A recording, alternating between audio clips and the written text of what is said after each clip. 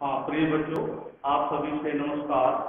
आज कक्षा 5 में सब्जेक्ट हिंदी में पाठ 11 पढ़ना है हम लोगों को।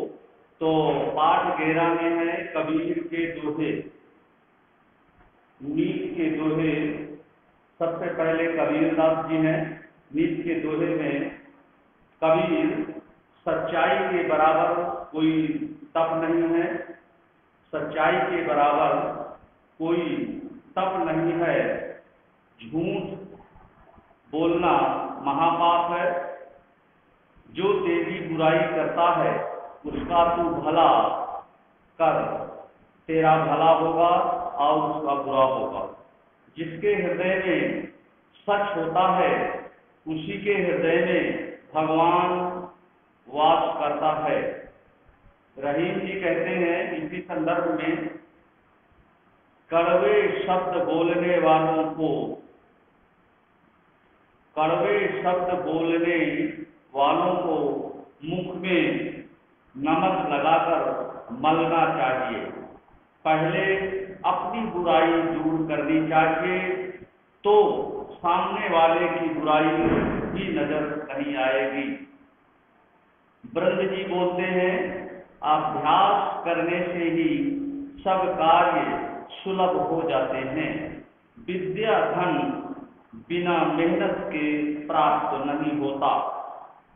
तुलसीदास जी कहते हैं इसी संदर्भ में, उत्तम विद्या ग्रहण करनी चाहिए, चाहे वह हमें नीच से भी लेनी पड़े तो शर्म नहीं करनी चाहिए।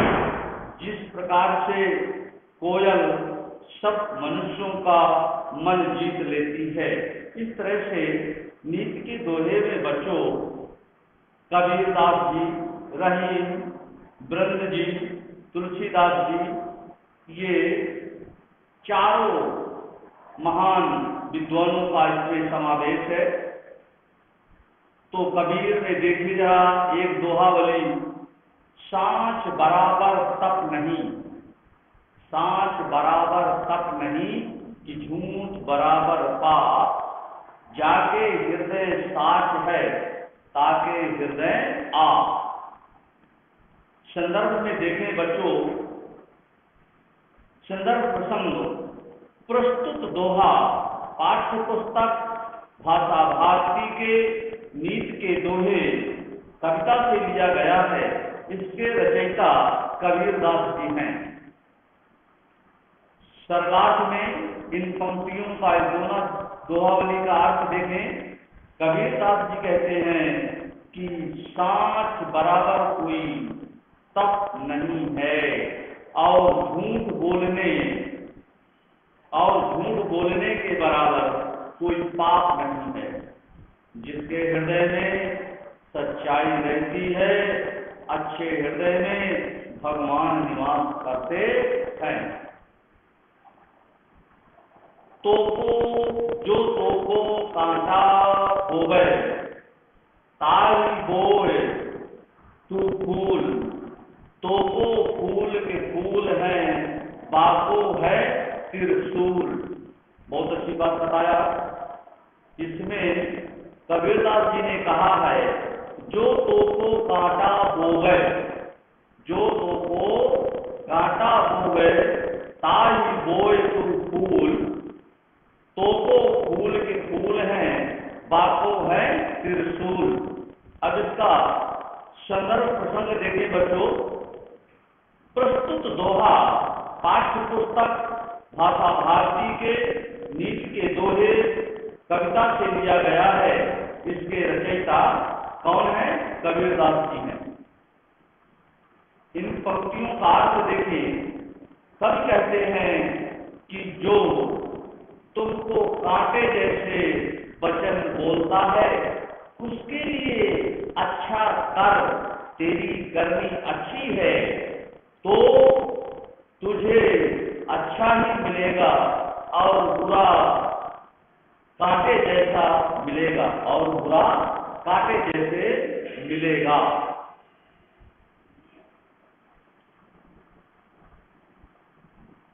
ब्रह्म जी क्या कहते हैं? करत करत अभ्यास के जड़मति होत सुजान, रसरी आवत जात ते सिल पर होत निशान। ये वृंद जी बोल रहे हैं, करत करत अभ्यास के जड़मति होत सुजान, रसरी आवत जात ते सिल पर परत निशान। संदर्भ प्रसंग में देखें, प्रस्तुत दोहा पाठ्य पुस्तक भाषा भारती वृंद द्वारा रचित नीति के दोहे से लिया गया है। इस दोहे में कवि ने बताया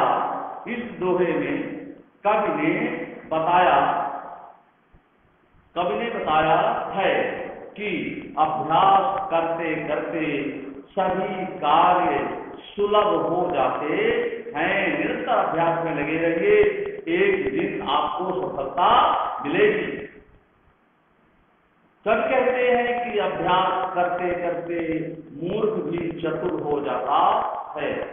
कभी कहते हैं कि अभ्यास करते करते मूर्ख भी चतुर हो जाता है। जिस प्रकार से रसरी आती जाती है परंतु सिल पर निशान छोड़ जाती है, अर्थात अपनी पहचान छोड़ जाती है। विद्या धन उद्यम बिना, ध्यान से सुने बच्चों, विद्या धन उद्यम बिना कहो जू पावे कौन, बिना डुलाए ना मिले जो पंखा की पौन। जो पंखा की पौन, सुने विद्या धन उद्यम बिना कहो जू पावे कौन, बिना डुलाए ना मिले जो पंखों की पौन। संदर्भ प्रसंग में देखें बच्चे, प्रस्तुत दोहा पाठ्य पुस्तक भाषा भारती वृंद द्वारा रचित नीति के दोहे से लिया गया है। इस दोहे में कवि ने बताया है कि अभ्यास करते करते सभी कार्य सुलभ हो जाते हैं। अभ्यास करना बहुत अनिवार्य है बच्चों, इसलिए कोई भी काम कठिन नहीं है। आपका अभ्यास निरंतर होना चाहिए। आपका निरंतर अभ्यास पढ़ाई में भी होगा तो पढ़ाई में आप दक्ष हो जाएंगे। सरलार्थ में देखें बच्चों, कवि कहते हैं कि विद्या धन बिना मेहनत के प्राप्त नहीं होता, कुछ उद्यम करना पड़ता है। जिस प्रकार से पंखे की डंडी को बिना डुलाए हवा प्राप्त नहीं होती। तुलसीदास जी कह रहे हैं, कोयल काको देत है कागा कासो ले। कोयल काको देत है और कागा कासो ले, तुलसी मीठे बचन ते जग आपनो कर ले। ये आपकी दोहावली है। कोयल काको देते है कागा कासो ले, तुलसी मीठे बचन ते जग आपनो कर ले। संदर्भ प्रसंग में देखें बच्चे, प्रस्तुत दोहा पाठ्य पुस्तक भाषा भारती के नीति के दोहे कविता से दिया गया है। इसके रचयिता तुलसीदास जी हैं। इसमें कौवा और कोयल के स्वभाव का बखान किया गया है। इसमें कौवा और कोयल के स्वभाव का बखान किया गया है। सरलार्थ में देखें बच्चों, कवि कहते हैं कि कोयल किसी को कुछ नहीं देती, कोयल किसी को कुछ नहीं देती, और कागा किसी से कुछ लेता नहीं। कोयल अपनी मीठी बोली से संसार को अपना बना लेती है। अर्थात हमें भी मीठे वचन बोलना चाहिए। अर्थात हमें भी मीठे वचन बोलना चाहिए। कोयल काको देत है कागा कासो ले, तुलसी मीठे बचन से जग आपनों पर हुए। कभी कहते हैं कि कोयल किसी को कुछ देती नहीं और कागा किसी से कुछ लेता नहीं। कोयल अपनी मीठी बोली से संसार को अपना बना लेती है, अर्थात हमें भी मीठे वचन बोलना चाहिए। उत्तम विद्या लीजिए यद्यपि नीच पै हो, पर्यो अपावन ठौर में कंचन सजत न कोय। हाँ, इसमें कभी कहते हैं उत्तम विद्या लीजिए यद्यपि नीच पै होय, पर्यो अपावन ठौर में कंचन सजत न कोय। संदर्भ प्रसंग में देखें बच्चों, प्रस्तुत दोहा पाठ्य पुस्तक भाषा भारती के नीति के दोहे कविता से लिया गया है। इसके रचयिता तुलसीदास जी हैं। इस दोहे में कवि ने उत्तम विद्या के गुण का बखान किया है, अर्थात वर्णन किया है। सरलार्थ में देखें, कवि कहते हैं कि उत्तम विद्या नीच के पास हो तो लेने में संकोच नहीं करना चाहिए। जिस प्रकार से सोना अगर गंदी जगह में मिलता है तो उसे कोई त्यागता नहीं है, प्राप्त कर लेता है। कभी कहते हैं कि उत्तम विद्या नीच के पास हो तो लेने में संकोच नहीं करना चाहिए। जिस प्रकार से सोना अगर गंदी जगह में मिलता है तो उसे कोई त्यागता नहीं है, प्राप्त कर लेता है। प्रश्नोत्तर में देखें बच्चों, कवि ने सत्य को किससे बराबर बताया है। कवि ने सत्य को तप के बराबर बताया है। कवि ने झूठ को पाप क्यों कहा है। कवि ने झूठ को पाप इसलिए कहा है क्योंकि झूठ बोलने वालों के हृदय में भगवान वास नहीं करते और उसका किसी प्रकार से हित नहीं होता। रस्सी शिला पर कैसे निशान बना देती है। रस्सी जब बार बार आती है और बार बार जाती है तो शिला पर निशान पड़ जाते हैं। कोयल और कौवा की बोली में क्या अंतर है। कोयल की बोली मीठी होती है और सबका मन मोह लेती है। कौवा की बोली खर खर होती है, कोई सुनना नहीं चाहता। कवि ने दुर्जनों को दंडित करने के लिए क्या कहा है और क्यों। कवि ने दुर्जनों को दंडित करने के लिए खीरा की तरह मुंह में नमक लगाकर मलना चाहिए। जिस प्रकार खीरे का जहर निकलता है उसी प्रकार दुर्जन की बुराइयां दूर हो सकती हैं। कविता की पंक्तियों के अर्थानुसार सही जोड़ी बनाइए। सही जोड़ी में देखें बच्चे,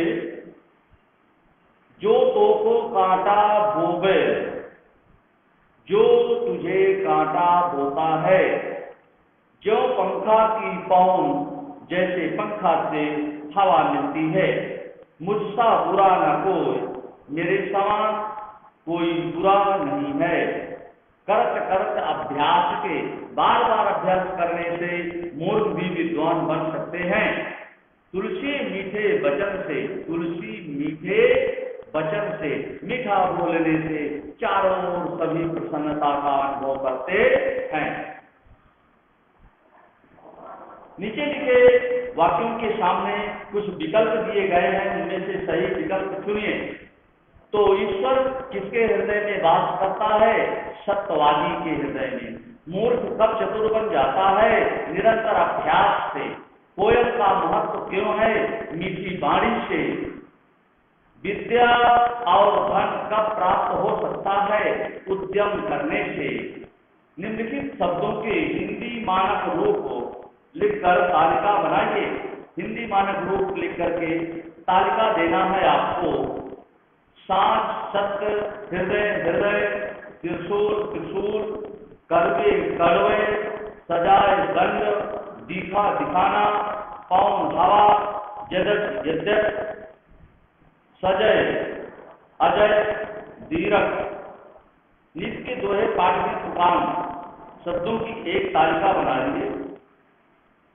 आप लगाए सुजान लेस, पाप सजाए निशान देश, फूल त्रिशूल, कोयल कोय मीठा ले, कम पौन हो, नयन जल पेड़, राजा पुत्र की पर्यायवाची है। नयन नयन आंख नेत्र, जल का पानी नीर, पेड़ का तरु वृक्ष, राजा का नरेश भूप, पुत्र का बेटा सुख। ये आपकी पर्यायवाची हो गई।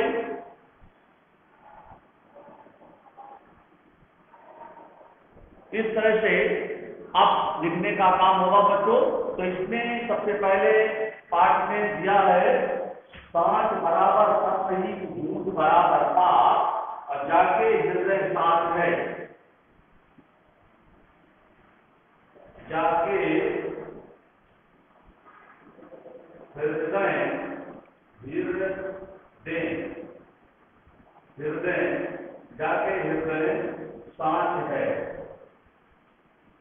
सांच है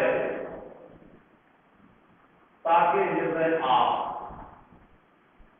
ताके हृदय, ताकि हृदय आप।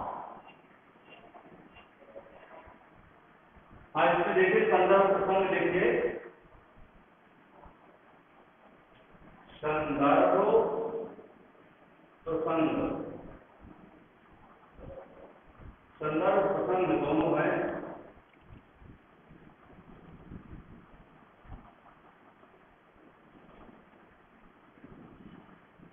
प्रस्तुत दोहा पाठ्य पुस्तक, प्रस्तुत दोहा पाठ्य पुस्तक।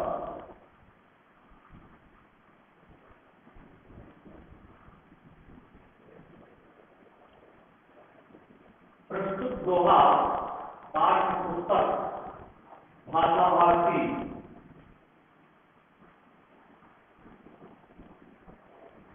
भाषा भारती।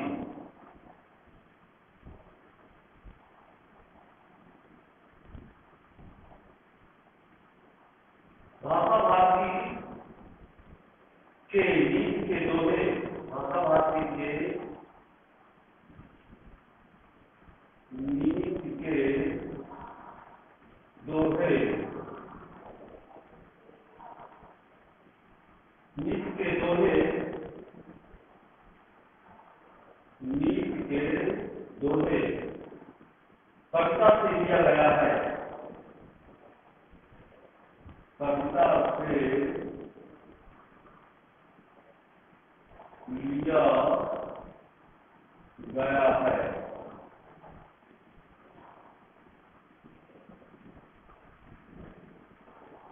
लिया गया है। इसके रचयिता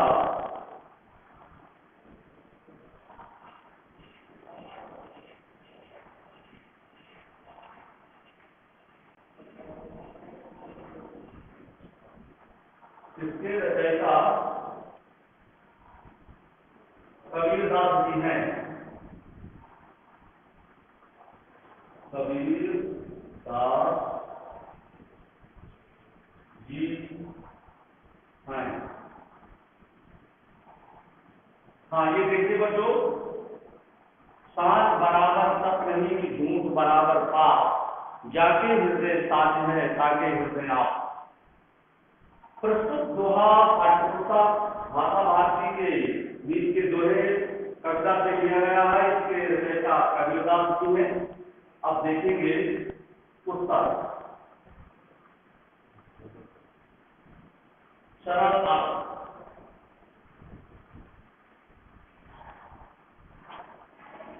इसका हो गया अर्थ। अर्थ में देखें, कबीरदास जी कहते हैं कि कबीर दास जी कहते हैं कि कबीरदास जी कहते हैं कि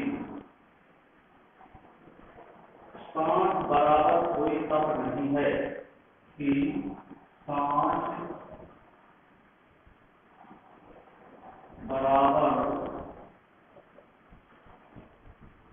कोई तप नहीं है, कोई तप नहीं है। सांस बराबर कोई तप नहीं है और झूठ बोलने के बराबर और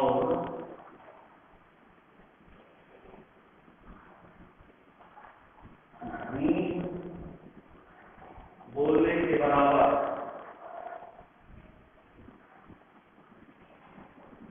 बोलने के बराबर झूठ बोलने के बराबर झूठ बोलने के बराबर कोई पाप नहीं है, कोई पाप नहीं है।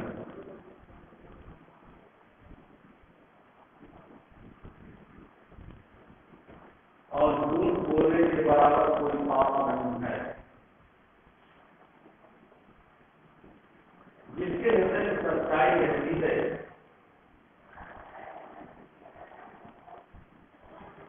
जिसके गुड मॉर्निंग सर। में सच्चाई रहती है,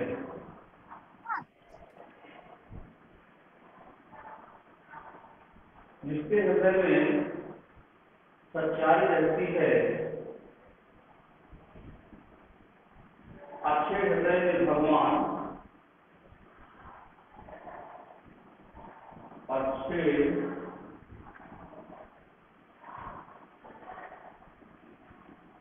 हृदय में भगवान अच्छे हृदय में भगवान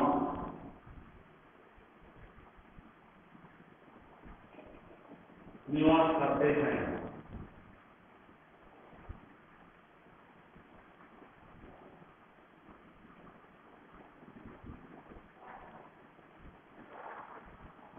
ये हो गया आपका उसका सर्वार्थ। ये हो गया उसका सर्वार्थ। कबीरदास जी कहते हैं कि सांस बराबर कोई, कबीरदास जी कहते हैं कि सांस बराबर कोई तप नहीं है, कोई तप नहीं है और झूठ बोलने के बराबर कोई पाप नहीं है। जिसके हृदय में सच्चाई रहती है, अच्छे हृदय में भगवान अच्छे हृदय में भगवान निवास करते हैं, अच्छे हृदय में भगवान निवास करते हैं। अब देखेंगे नीचे के शब्दों की पर्याय कर देखिए।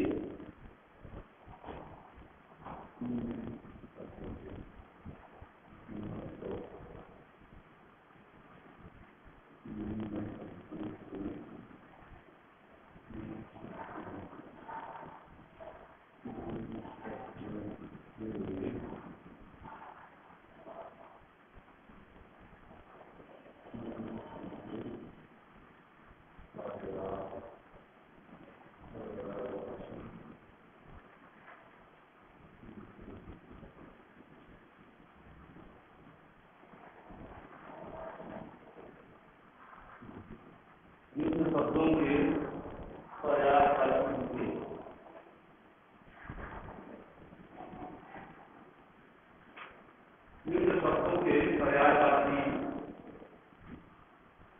निम्न शब्दों के पर्यायवाची शब्द के पर्यायवाची शब्द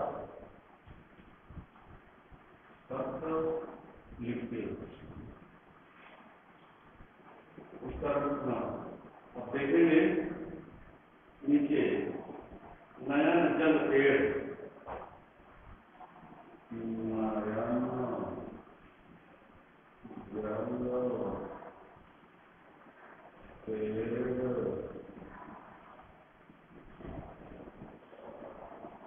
नयन जल पेड़, नयन जल पेड़ राजा राजा पुत्र। हाँ, नयन आपका होगा नयन आंख नेत्र, नयन आंख नेत्र, नयन आंख नेत्र, नयन आंख नेत्र। फिर पानी नीर, जल दो पानी नीर, पानी नीर। फिर क्या होगा? तर वृक्ष, तर वृक्ष, तर वृक्ष। फिर क्या होगा? राजा का नरेश भूप, नरेश भूप। पुत्र का बेटा पुत्र, बेटा सुत्र।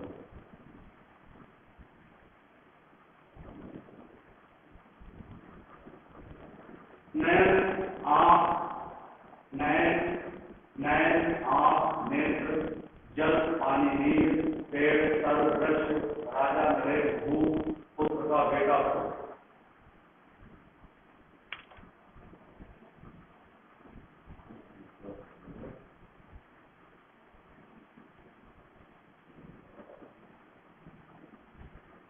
सही जोड़ी, सही जोड़ी बनाइए।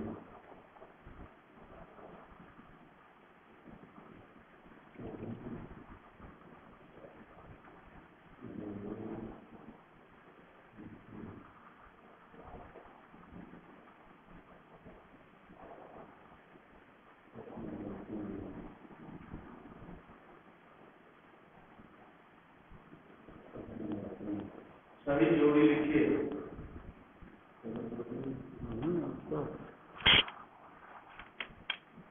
सही जोड़ी लिखिए। इसमें होगा आपका सब जब जो को कांटा भोगे का नंबर में जो